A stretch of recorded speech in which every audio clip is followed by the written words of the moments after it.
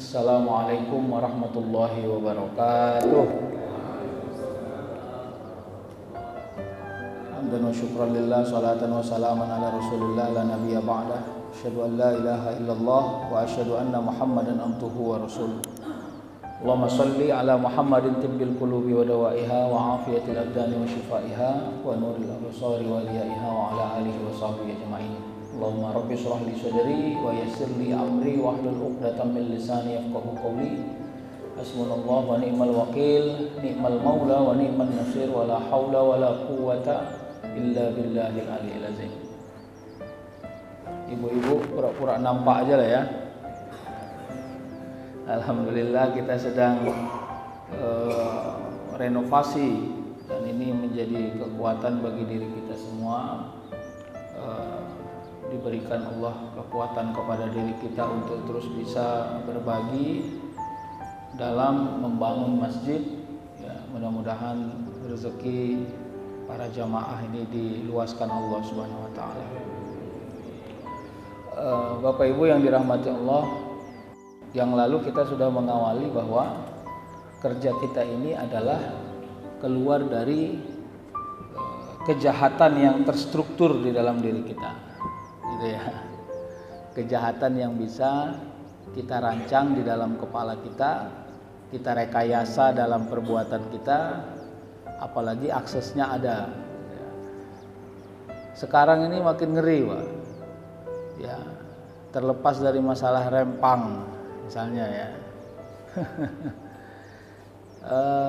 Dapat di laut 4 orang tanpa kepala, itu kan ada di TV ya. Ngeri-ngeri kali sekarang kejahatan, seram Pak. Ini mau naik kapal laut pun takut Pak jadinya. Tiba-tiba dipancung orang kepala Pak, tolak. Karena itu kejahatan yang paling mudah itu, tengah laut buang. Nah pertanyaannya kan sederhana, kenapa kok orang jahat kali orang sekarang? Apa yang mau dicari? Ya kira-kira gitu ya. Apakah kalau kita nonton film di 21 misalnya, Bang Didit masih sering nonton 21 ya. Apakah kejadian menginspirasi film atau film menginspirasi perubahan sosial? Ini berat ini Pak. Kadang-kadang semakin banyak TV mengekspos kejahatan, semakin termotivasi masyarakat untuk berbuat jahat. Jadi itu yang saya katakan kejahatan terstruktur tadi itu. Kita nggak nyuruh orang buat jahat, tapi kita menginspirasi orang untuk berbuat jahat. Nah, kemarin yang di semen ya, dibuka ini dibuka di lantainya di semen di dalam. Ya, istri masuk septic tank. Nauzubillah.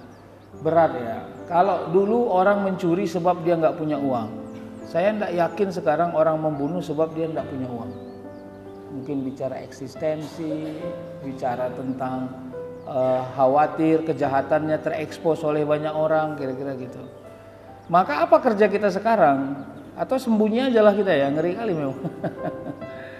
Nah Bapak Ibu, saya menyebutkan ini bukan hanya untuk menyaji problem, tapi saya ingin katakan kepada kita ternyata masalah kita sangat mendasar.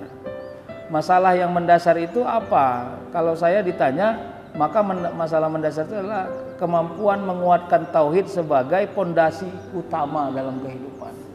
Prinsip la ilaha illallah itu, ini kita belum sampai ke kajian yang baru ya. La itu la meniadakan, ilah itu adalah Tuhan. Kalau Tuhan yang paling kecil dalam hidup manusia itu kan tujuan hidup. Jadi kita ini sering menuhankan sesuatu yang bukan Tuhan sesungguhnya. Sering Pak. Tujuan hidup, cita-cita. Sampai hati-hati ya.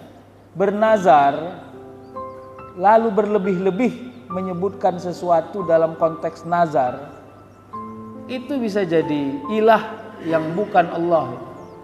Aku Bang jujur aja Bang, kalau nggak dapatku jabatan ini Bang, aku kurasa nggak ngerti aku lagi hidupku kayak mana nih Bang. Aku jujur lah, makanya aku bernazar ini. Aduh berat ini Bang. apa? Terlalu ini gitu, terlalu emosional.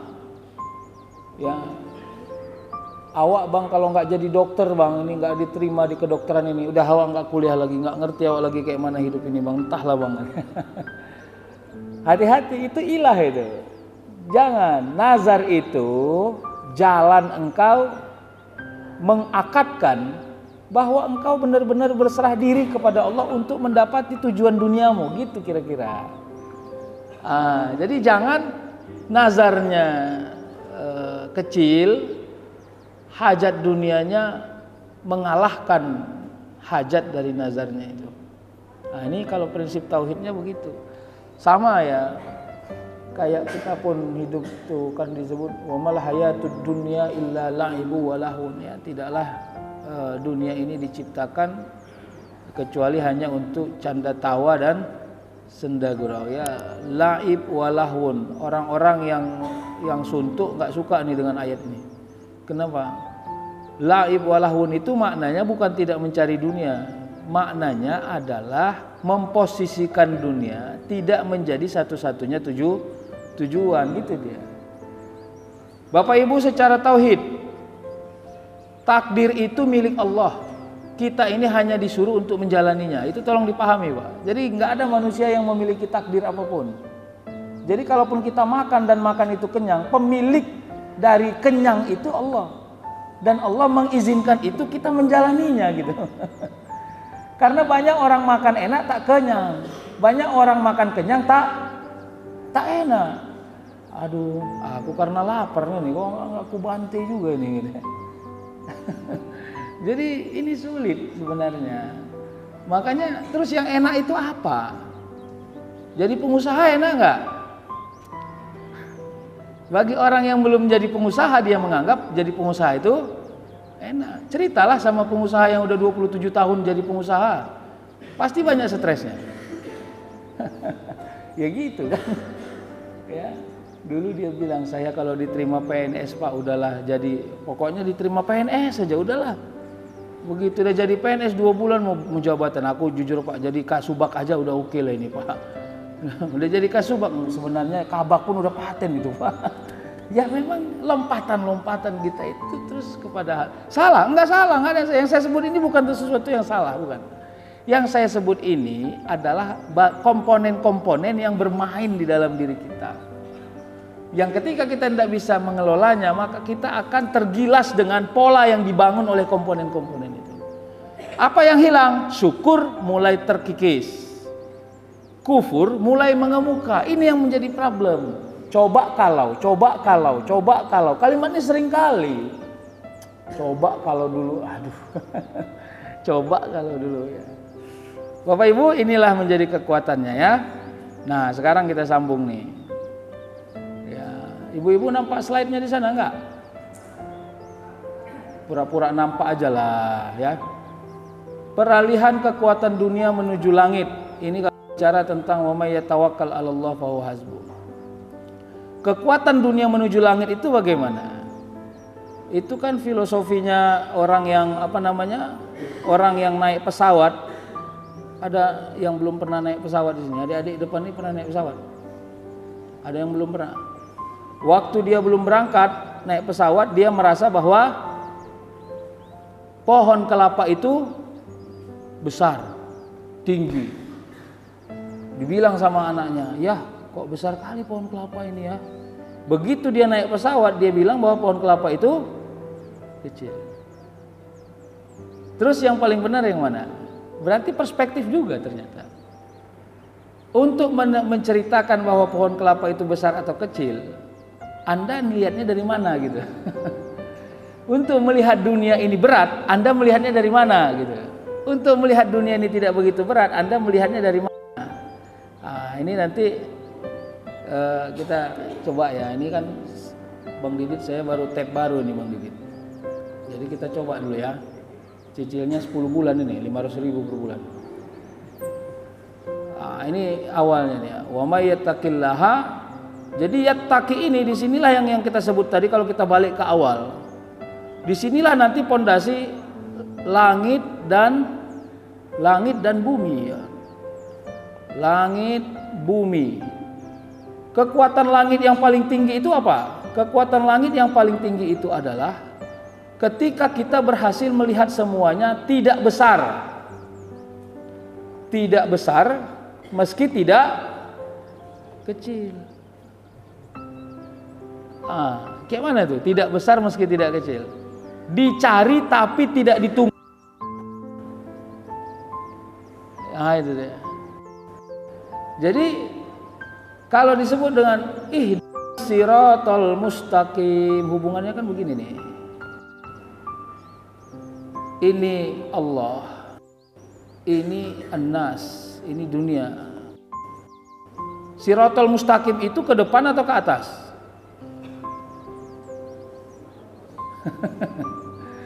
Nah ini dia. Karena nanti sambungannya an'amta alaihim. Jalan yang kau kasih nikmat kepada mereka. Mereka itu siapa? Mereka itu orang-orang yang ditunjuki, orang-orang yang benar, orang-orang yang istiqomah. Maka mendefinisikan siratal mustaqim jangan hanya ke depan, tapi juga ke atas. Itu supaya kita imbang. Lalu para ulama sering menyebutnya hablum minallah, hablum minannas. Ya, jadi bagaimana? Ya, maka lihatlah, begitu kita mau menjalankan dunia ini, energinya langit, ya, kekuatannya bumi. Bumi ini tempat berusaha, langit ini tempat meminta hasil. Apa yang terjadi? Nyaman, aman. Dapat banyak gembira, nggak dapat banyak tenang. Dapat banyak tepuk dada tanya selera, tak dapat banyak tepuk dada tahan selera. Itu dia. Ini enggak dapat banyak tepuk dada tanya selera. Dapat banyak tepuk dada tahan selera. Terbalik-balik dunia. Nah, apalagi yang menjadi kekuatan? Maka dari sinilah nanti kita bisa melihat bahwa begitu manusia diberikan Allah kemampuan untuk menalar. Ini saya gambar sedikit ya, supaya bisa kita paham. Ini kepala manusia nih. Ini 1, 2, 3. Ini nanti mata, ini hidung, mulut. Jangan tanya siapa namanya ini, saya pun nggak tahu. Ini idealis, ini koresponden, ini pragmatis. Inilah sistem kerja hidup kita selalu. Akal idealis itu di atas dari kepala kita. Makanya kalau ditanya seorang pencuri, apakah salah mencuri itu, dia akan jawab salah. Padahal dia sudah 428 kali mencuri. Tapi begitu ditanya ke dia, apakah mencuri itu salah, dia akan jawab salah. Yang menjawab itu adalah akal idealisnya. Semua kita punya akal idealis, Pak. Ya. Seorang anak memukul ayahnya, salah nggak itu? Ditamparnya ayahnya, bukan ayahnya nampar dia yang nampar ayahnya. Salah nggak itu? Salah nggak, Dek? Salah. Begitu ditanya, kenapa kau tampar ayahmu? Dia ceritakan kejelekan ayahnya yang luar biasa. Sampai akhirnya orang yang ngomong nih, gitu ya, aduh aku pening laku, katanya. Nggak bisa jawab lagi dia.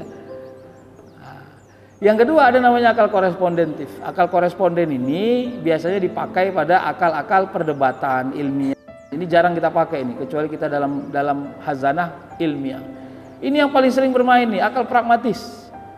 Akal pragmatis ini karena dia dekat dengan mata, hidung, dan mulut. Jadi kawannya indrawi nih, akal pragmatis ini. Jadi yang paling sering memutuskan sesuatu dalam diri kita akal pragmatis.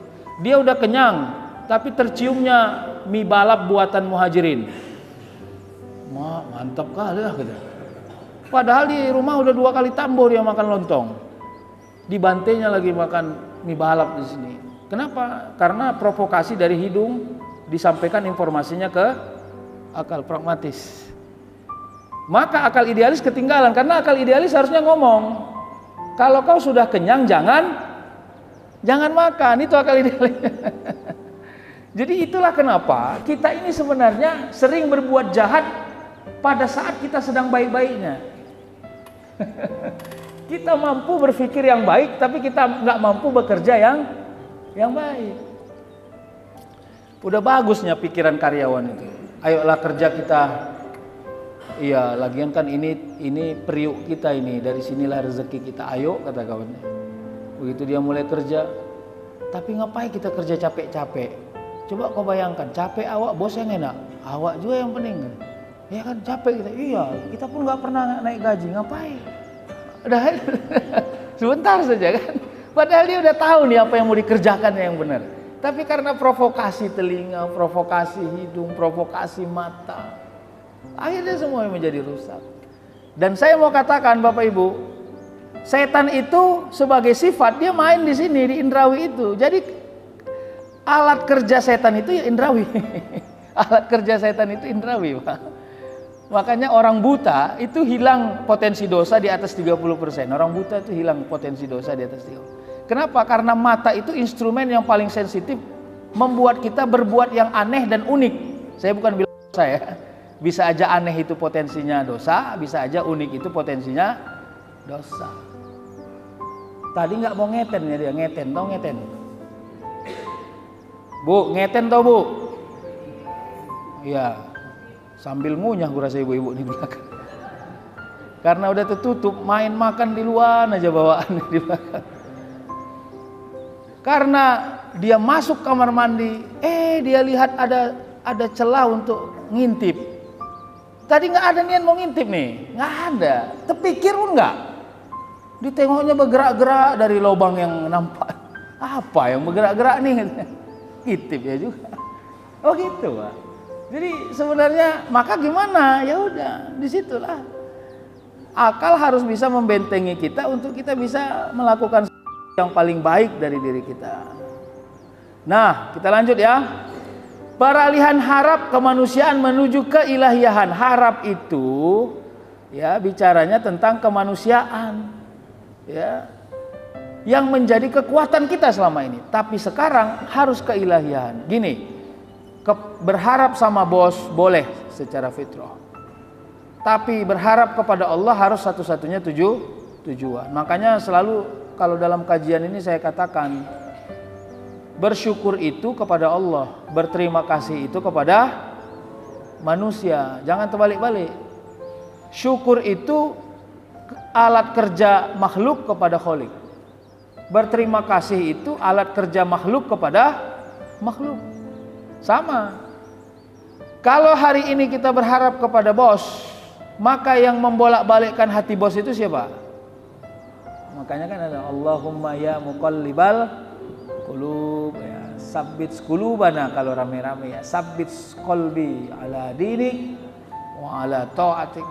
Wahai Allah, Engkaulah yang maha membolak-balik hati manusia. Makanya ibu-ibu kalau nanti suaminya kok agak ketus-ketus saja, doanya Allahumma ya muqallibal qulub, ya Allah Engkaulah maha membolak-balik hati manusia. Ada pertanyaan seorang istri kepada suaminya, "Bang, apakah aku ini masih cantik?" Apa jawabannya? Jawablah Pak, kan istri klien yang di belakang itu. Apakah saya masih cantik? Tidaklah, mana masih cantik. Tapi kalau pertanyaannya apakah saya pernah cantik? Tapi ibu-ibu suka nggak suka dengan pertanyaan itu. Dia lebih tertarik, "Abang, aku cantik nggak bang?" Beratlah, akhirnya terjadilah kebohongan yang masif. Maaf ya, makanya saya mau katakan ibu-ibu gini ya. Tadi kan instrumennya mata ya. Kalau menyuruh suami-suami menghindari mata melihat yang cantik, itu hampir mustahil terjadi secara duniawi. Karena dia bekerja, dia berjalan, dia mengakses. Jadi kalau ada seseorang melihat yang cantik terus terpuji oleh hatinya, cantik fitrah bagi manusia itu. Tapi untuk tidak terikat kepada yang cantik, disitulah usaha. Itu yang disebut Allahumma ya muqallibal qulub. Ya Allah, untuk membuat suami saya tidak memuji orang yang cantik, sulit kurasa itu ya Allah. Tapi berikanlah saya kekuatan agar hati suami saya tidak berpaling kepada yang cantik-cantik itu. Nah itu kira-kira doanya ya. Udah paham Bu?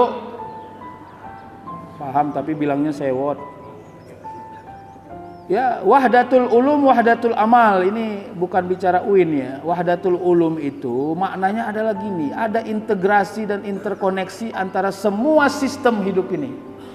Jadi, kalaupun kita mau bekerja, berbisnis, lalu kita prioritas mendapatkan hasil, keuntungan, lalu kita berharap keuntungan itu menyejahterakan hidup kita pada urusan primer, sekunder, dan tertier, tapi tetap kita harus berhasil membuat cantolan yang besar, bukan cantolan yang kecil, bahwa berkah rezeki, mudah rezeki, manfaat rezeki itu benar-benar datangnya dari Allah. Itulah yang disebut dengan wahdatul ulum, wahdatul amal. Kalau enggak, parsial betul kita. Kita ini sistem kerjanya sering salah sangka.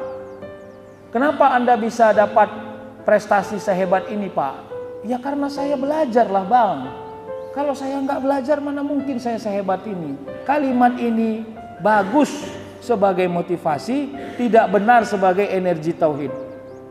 Kenapa? Kalau dia menjadi sistem dan energi tauhid, maka yang terbangun adalah seolah-olah hanya dengan belajar maka Anda menjadi sukses. Salah itu? Enggak salah, tapi belum benar. Belum benar lah, Pak. Kalau hanya dengan belajar menjadi sukses, enggak benar itu. Salah satu jalan kesuksesan adalah belajar, itu benar. Tapi bukan hanya dengan belajar, bukan. Ya kan? Apa kata Gubernur Sumatera Utara Samsul Arifin? Garis tangan jugonya itu kan. Tuah badan. Saya ingin mendefinisikan itu secara lebih dalam. Begitulah secara makro takdir itu tidak bisa dilepas dari kehidupan manusia. Itu kan di YouTube ada tuh ya, bagi-bagi souvenir di depan udah orang ngangkat tangan, dilempar satu dapat satu, lempar. Tiba dilempar yang paling besar itu pakai kotak besar. Tertangkis-tangkis oleh tangan orang, nyampe ke belakang sama orang yang nggak pernah duduk aja dia udah pasrah, dia nggak akan dapat. Akhirnya ke tangan dia dapat. Nah, itu kalau bicara tentang intervensi Allah di dalam takdir. Maka gimana? Untuk mendapatkan itu gimana? Kalau saya katakan, jaga elastisitasnya, jangan terlalu kemaruk. Tahu kemaruk? Apa itu kemaruk? Mana ini orang Medan asli sini? Kemaruk kali kau, kata orang. Kemaruk itu gini, dia mau itu, dibilang-bilangnya kemana-mana. Dibilang-bilangnya, padahal udah jatah dia itu. Cuma dibilang-bilangnya, kemaruk kali gitu. Jadi sehingga akhirnya orang pun ngasih dia tidak lagi bergairah. Ya. Padahal orang tadi mau ngasih dia karena orang gembira, tapi karena dia terlalu kemarau, orang nggak gembira jadi kira-kira gitu. Nah, hati-hati ya. Bagaimana integrasi interkoneksi yang paling kuat itu? Ya itu sistemnya. Bangunlah. Apa yang mau dicari sekarang nih? Ini adik-adik yang menghafal Quran, kalau ditanya apalah cita-cita kalian deh, oyong juga nya kepala orang ini jawabnya. Tapi elastisitasnya dijaga, karena sistem kerjanya tidak kalkulatif seperti sistem kerja yang kita bangun dalam akal kita. Ngeri, Pak. Kesempatan-kesempatan itu bisa tidak stabil hadirnya, tapi ikhtiarnya tidak boleh dilepas. Itu yang saya harus katakan. Ikhtiar itu integrasikan dengan tujuan dan cita-cita, tapi harap itu luaskan dan lebarkan. Ya. Karena kalau kita main balon, nyucuknya bisa dari mana-mana. Ya. Yang ketiga, Allahu Ahad, Allahus Samad, lam yalid walam yulad. Ini prinsip tauhid. Kalau kita membangun tadi bicara tentang wa may yatawakkal 'alallah fahuwa hasbuh. Kalau kita mau sebut Allahu Ahad, maka sifat tauhidnya ahadiyah. Apa itu ahadiyah? Ahadiyah itu adalah ya Allah yang bukan satu, bukan dua, bukan tiga. Berarti namanya bukan numerik bukan ya. Allahu Ahad. Ahad itu adalah, ini gimana nih Ja? Ya.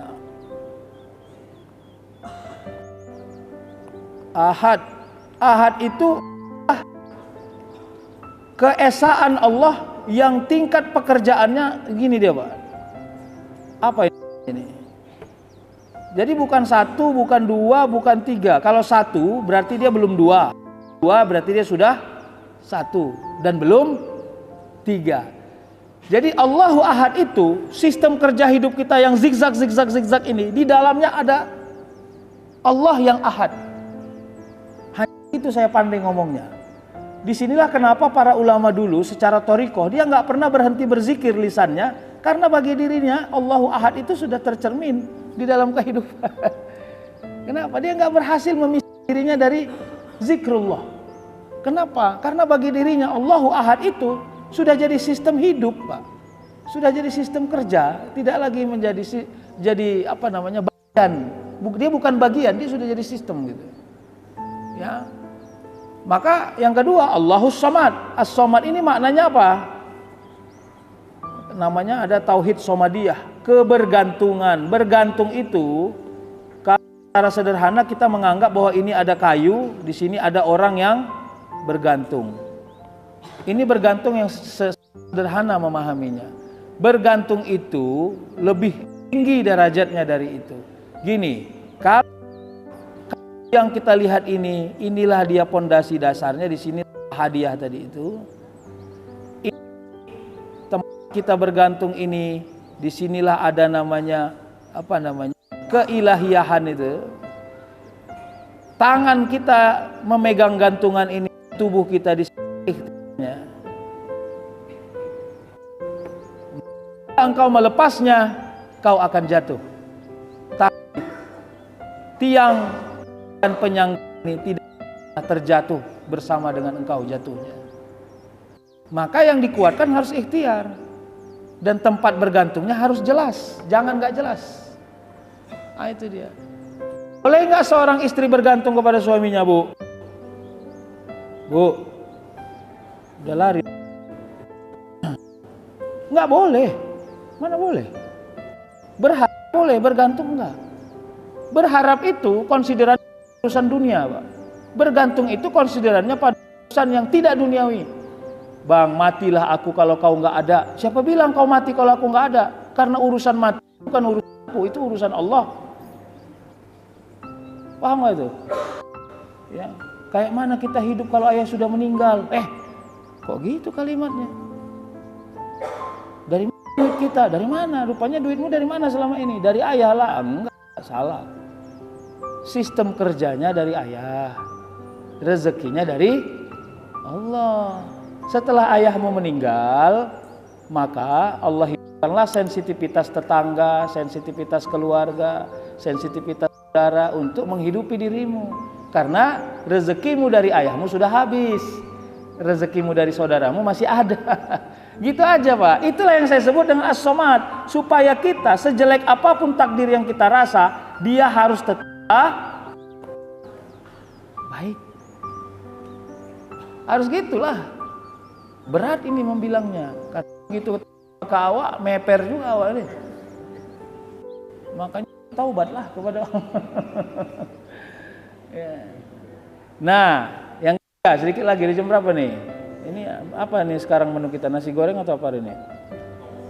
Lontong ya. Lam yalid walam yulad. Saya kalau dalam terminologi filsafat sering nanyanya begini. Kenapa Allah harus mengatakan dirinya? Ini kan ayat ini dari Allah kepada melalui malaikat kepada Nabi Muhammad gitu toh. Ini pelan-pelan ini. Untuk apa Allah menjelaskan dirinya, bahwa dirinya tidak beranak dan tidak diperanakan? Untuk apa itu? Apalagi yang mau diinformasikannya adalah Muhammad. Apakah Muhammad nggak percaya bahwa dia lam yalid walam yulad? Begitu cara membacanya supaya enak. Berarti informasi ini bukan informasi tertier, ini pasti informasi primer. Gitu cara membahasakannya secara semantik, Pak. Gini, ketika kita lomba pidato, pada menit keberapa orang malas mendengarnya? Pada menit pertama, Pak, karena kita anggap itu basi. Bismillahirrahmanirrahim. Alhamdulillahirabbil. Pasti tuh ada yang makan, ada yang ngomong, ada yang ini. Kenapa? dianggap tidak punya integrasi kepada tujuan. Makanya kalau banyak ustadz membuka ceramahnya sampai 10 menit, itu disitulah bagi kue, disitulah ini gitu. Kenapa? Karena dianggap pesannya tidak penting gitu. Kepada Allah kita bersyukur. Bagaimana? Pasti banyak yang bagi kue itu waktu itu. Tapi pesan Allah dalam Al-Quran tidak ada yang tertier. Semuanya jangan dianggap ini basa-basi. Begitu cara memahaminya supaya ayat ini punya grid. Kalau enggak ada maknanya ini ayat. Berarti nanti kajian, kalau nanti itu berarti futurolog, kajian masa nanti. Berarti informasi ini kepada Rasul dianggap sudah selesai, tapi kepada orang berikutnya dianggap belum selesai. Kenapa? Kalau secara historis sejarah nanti akan muncullah orang yang mulai mempertanyakan kapan lahir, kapan Tuhan wafat. Makanya Allah mengatakan lam yalid walam yulad, supaya diskusi ini tidak terlalu panjang. Oke, satu ya. Yang kedua, secara tauhid banyak orang nanti mulai meragukan bahwa Allah itu tidak punya kuasa kepada dirinya karena dia pernah lahir dan akan berakhir. Dia pernah lahir dan akan berakhir. Maka Allah mengatakan bahwa dirinya adalah lam yalid walam yulad. Maka sistem hidup yang kita bangun hari ini harus sistem hidup yang Allah itu lam yalid walam yulad. Maka bila engkau hidup di bawah rata-rata, Allah lam yalid walam yulad, artinya Allah tetap memperhatikanmu. Bila engkau hidup di atas rata-rata, maka yakinkanlah Allah juga lam yalid walam yulad. Jangan kau anggap kalau kau sudah di atas rata-rata Allah nggak bisa menjangkau engkau. Hati-hati, Pak. Jadi semuanya sangat mudah jadi. Maka yang feedback yang menjadi output adalah keseimbangan. Tidak terlalu merasa rendah, tidak terlalu tinggi, ya, tawazun, ya. Tidak akan seimbang mengalami hidup ini. Tidak akan ada sombong bila naik di atas, tidak akan ada rendah diri bila berada di bawah. Karena konteks hidup yang dia bangun adalah Allahu Ahad, Allahus Samad, lam yalid walam yulad walam yakul lahu. Nggak pernah ada yang sama dengan Allah apapun itu. Nah, penutup supaya jangan lama kali. Maka bagaimana melihatnya sebagai sebuah kehidupan? Ini dia, ini yang terakhir nih, integrasi keizinan Allah dengan kesesuaian penerimaan diri. Kalau engkau nggak dapat sesuatu yang kau hajatkan dan takkan mungkin didapati lagi, berarti Allah cukupkan kepantasan dan kemampuan dirimu sampai di situ, dan kerjakanlah itu dengan sempurna sangka baik. Jangan separuh sangka baik. Ya, jangan lagi ada kalimat kalau cemanalah maunya. Ini kalimat-kalimat yang mengurangi kesempurnaan sangka baik. Ya, Ustadz, kita kan manusia, kita berhak toh punya evaluasi, punya kritik, punya masukan. Iya, tapi arahnya jangan ke atas, arahnya ya, jangan vertikal arahnya. Kalau engkau mau kritik aja interaksi sosialnya, jangan dikritik pembuat takdirnya. Itu yang menjadi problem. Kita ini sering tak menyangka bahwa kita sudah mengkritik Tuhan gitu. Ya Allah, kenapa ini orang kayak gini pula ini yang ditunjuk nih? Makanya akhirnya kita terus gosip-gosip. Hati-hati ya. Bapak membaca fakta boleh, menelaah fakta boleh, tapi kalau sudah sampai gibah hati-hati. Itu ya. Saya termasuk orang, ya maaf ya, habis ini jangan benci saya ya. Yang tidak begitu tertarik untuk membahas misalnya presiden kita apakah keturunan Islam atau tidak dari dulu, apakah dia sholat. Menurut saya itu bukan pembahasan yang terlalu produktif ya kira-kira. Kalau kita tidak suka dengan sistem kerjanya, maka evaluasi secara horizontal, jangan secara vertikal. Karena itu menghakimi dia dengan ketauhidannya, karena dia sudah mengaku dirinya sebagai orang yang beriman kepada Allah. Tapi kan kadang-kadang kita sampai ke situ analisis kita, saking bencinya kita gitu. Jangan terlalu jauh analisisnya menurut saya. Analisisnya ya kesejajaran aja lah ya. Mana yang tidak suka kasih tahu, mana yang perlu dibenahi kasih tahu. Baik, saya kira itu saja. Terima kasih, mudah-mudahan manfaat. Wabillahi taufiq wal hidayah. Assalamualaikum warahmatullahi wabarakatuh.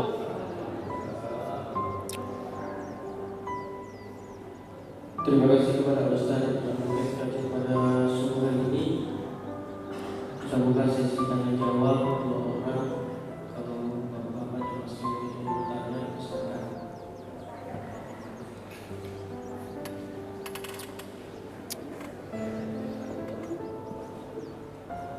Assalamualaikum warahmatullahi wabarakatuh. Waalaikumsalam warahmatullahi wabarakatuh. Tadi berharap kepada Allah. Bagaimana supaya katakanlah harapan kita ini tidak menjadi beban. Assalamualaikum warahmatullahi wabarakatuh. Baik, saya menjawabnya pakai case aja supaya enak ya. Ini sebenarnya udah saya pernah tanya ini kemarin, pernah sampaikan ya. Awak berangkat dari Simpang Limun menuju Belawan, menghadiri undangan. Pasti sajiannya adalah seafood, gitu toh? Kan udah saya pernah bilang toh. Sampai di Belawan, tak sur lah awak, kebetulan awak tak suka makan seafood. Kira-kira rugi nggak kita datang ke sana? Rugilah, ya kan? Udah jauh-jauh, bukan naik mobil, naik kereta pula awak, nggak bisa masuk tol ya kan? Bayangkan dari Simpang Limun ke Belawan itu pak, 2 jam naik kereta udah jago itu pak. Iyalah, Belawan ujung pula tuh, main-main. Pasang surut. Nah, kalau udah pagi pasang ini surut. Nah tapi bagaimana? Nah ternyata untuk membuat dia menjadi rugi atau enggak rugi, kemampuan mencantolkan sesuatu. Nah maka jangan makanannya yang menjadi fokus. Kalau makanan yang menjadi fokus, kita akan menganggap kita selalu rugi gitu. Maka kita cari cantolan lain, silaturahim, menghadiri undangan yang wajib.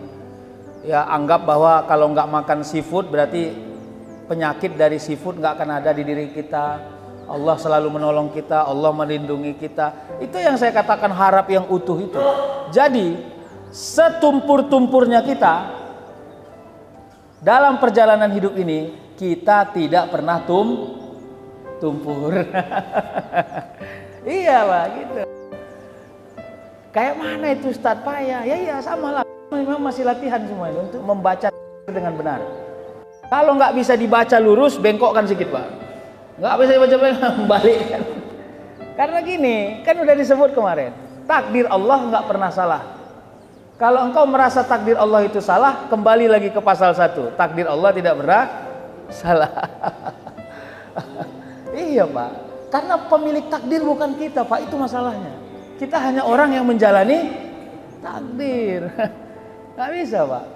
Kalau saya mau berdoa Pak, saya pengen jadi orang putih, hidungnya mancung, badannya sispek Pak. Ini perut saya buncit, hidungnya pesek. Itulah tanda bahwa takdir ini bukan milik saya. Kira-kira gitu. Gitu ya. Gimana supaya kita gembira Pak? Menjalani takdir. Jangan pernah bercita-cita sesuatu yang kau payah mendapatkannya. Itu syaratnya Pak. Pasti gembira itu Pak. Ya. Kenapa abang-abang tukang becak yang di kedai kopi pinggir jalan itu bebas saja mereka menganalisis politik? Ya kan, tahu klien Anies itu gimana? Wah, duduk Pak tuh di depan tuh kedai kopi itu. Keren kali analisis politik abang-abang becak tuh, jangan main-main. Karena mereka sehebat apapun analisisnya, mereka ikut di dalamnya. Jadi mereka bebas membacanya. Gitu. Coba yang menganalisis ini memang orang partai politik, bukan hati-hati dia ngomong. Jadi begini. Mutar dulu ngomongnya. Kenapa? Takut salah cakap. Gitu sebenarnya. Jadi kalau mau enak hidup ini jangan banyak-banyak kali cita-cita, udah itu aja. Masih enak. Tapi ingat, lihat, elastisitas Allah akan berlaku. Saya termasuk orang yang percaya, walaupun kau tak pernah bercita-cita minum air kelapa, tapi bila Allah sudah takdirkan kau minum air kelapa, pasti akan datang orang mengantarnya. Tapi itu jangan kau buat sebagai sistem hidup. Kalau itu dibuat sebagai sistem hidup, kacau hidup ini. Hanya nunggu, nggak pernah berusaha.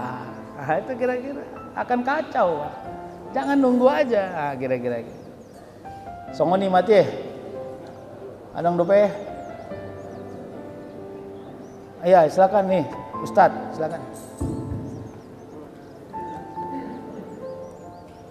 Assalamualaikum warahmatullahi wabarakatuh. Waalaikumsalam warahmatullahi wabarakatuh.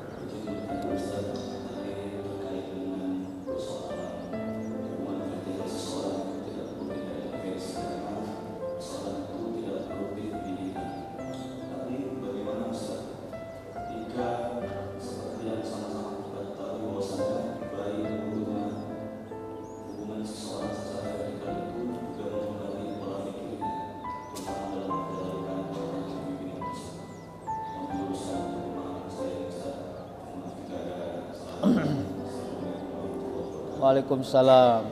Ini kepala uak itu tadi ya. Ini yang saya bilang. Ini matanya, ini hidungnya.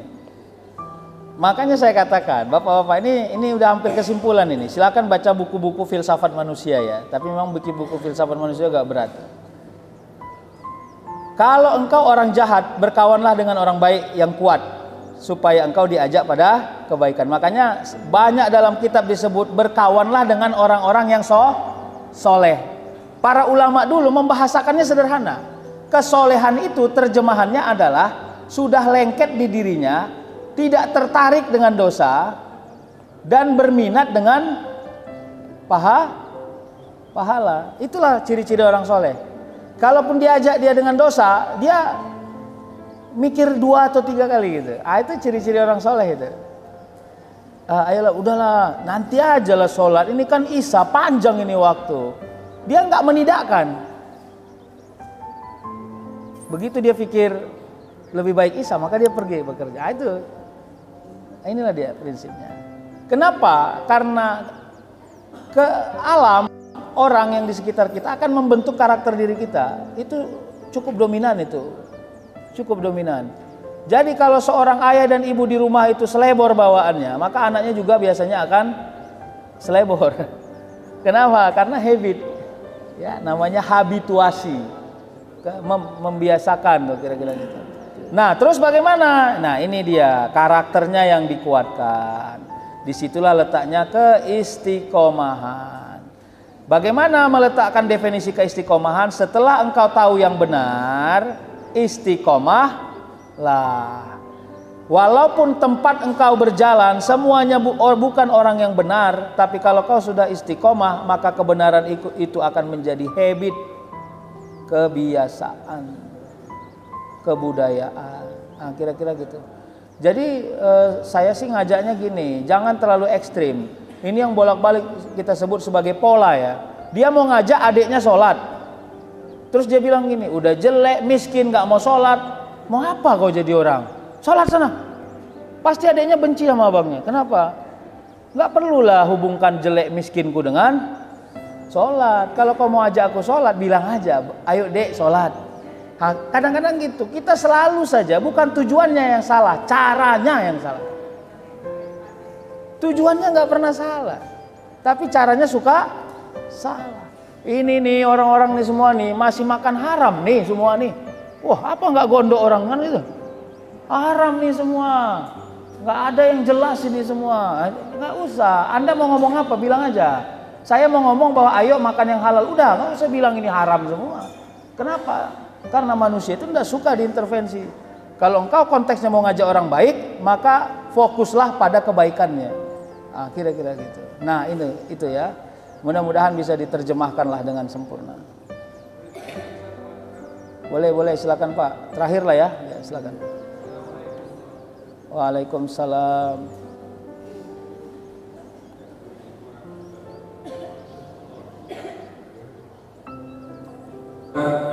Ini terkait tadi yang Pak Ustadz katakan bahwa takdir itu pasti merupakan yang terbaik buat kita. Gitu. Takdir ini kadang-kadang kan ada atau mungkin sesuatu yang kita tidak bayangkan, yang mungkin kita merasa sesuatu ya agak sesuatu yang bilang negatif bukan negatif, cuma merasa begini gitu. Tentu